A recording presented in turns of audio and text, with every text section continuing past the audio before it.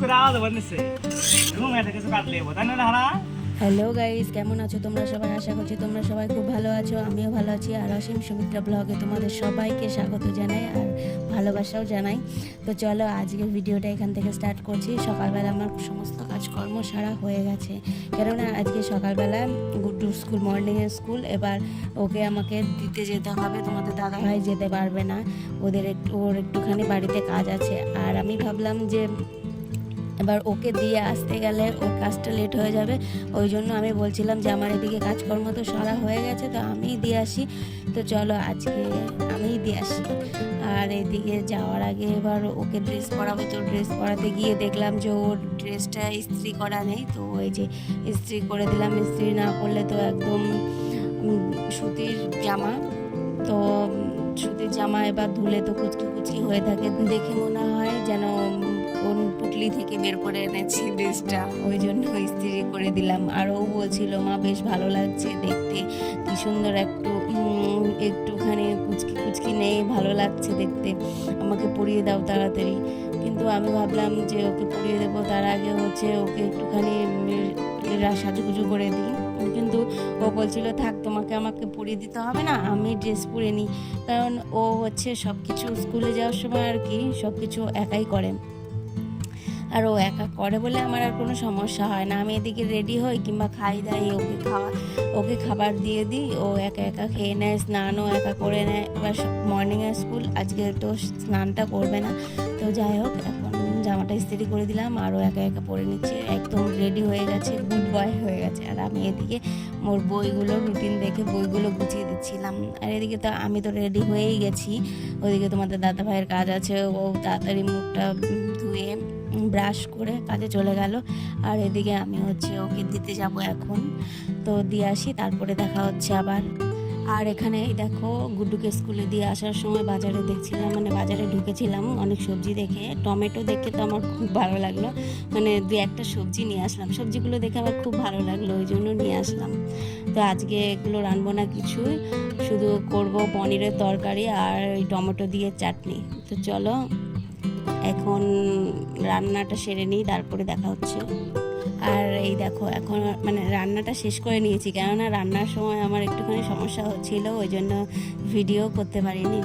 আর এদিকে ওকে দিয়ে এসে তাড়াতাড়ি করে চা বিস্কুট এগুলো খেয়ে আর কি তাদের রান্না করতে বসেছি, কেননা তাড়াতাড়ি রান্না না করলে আবার তো স্কুল থেকে এসেই খেতে চাইবে, ওই জন্য তাড়াহুড়ো করে তাড়াতাড়ি রান্না করে নিয়েছি, ভিডিও আর করতে পারিনি।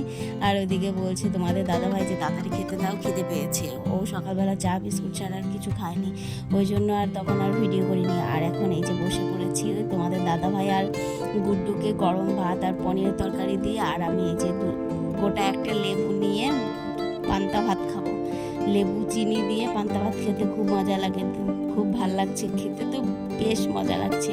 সেই ছোটোবেলায় খেয়েছিলাম, তারপরে আর খাওয়া হয়নি। আজকে হঠাৎ করে মনে হলো যে না, লেবু দিয়ে পান্তা ভাত খাই, চিনি দিয়ে লেবু দিয়ে, তো ওই জন্য নিয়ে বসে পড়েছি। আর তোমরা কারা কারা এই চিনি আর লেবু দিয়ে পান্তা ভাত খেয়েছো প্লিজ আমাকে কমেন্ট করো, আমার তো বেশ ভালো লাগে, তোমাদের কেমন লাগে সেটা কিন্তু আমাকে অবশ্যই জানিও।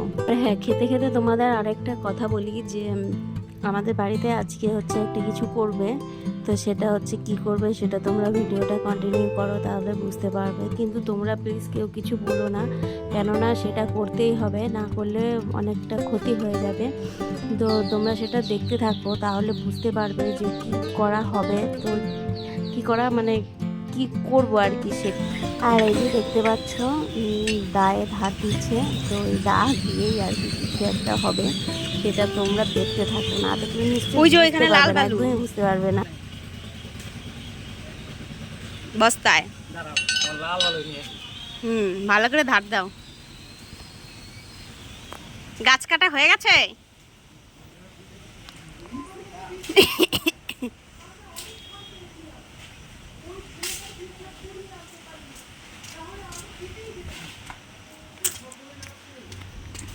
ভালো করে ধার দাও। হ্যাঁ, ভালো করে ধার দিতেছি।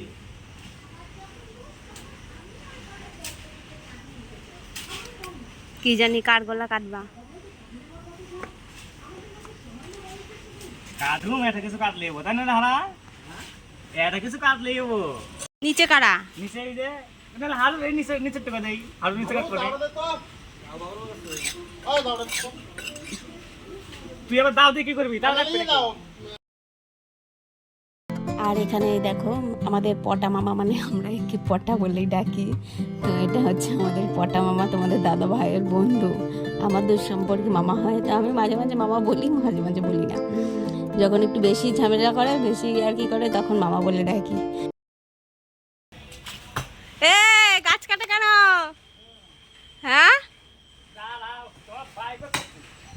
কি গাছ কাইতে খড়ি বানামু খড়িতে মাংস রান্না করব খাসির মাংস আরে নিয়া দাদা নিয়া মাংস কয়দিন নিয়ে গাছ কাটি এটা খড়ি বানা এই ওদিক যা এই গাছে খড়িতে মাংস রান্না করা হবে মাংস কে আনবে? এই তুই এখানে কি করবি ওখানে বয়গা যা শুনতে লাগা বুঝতে পারছিস।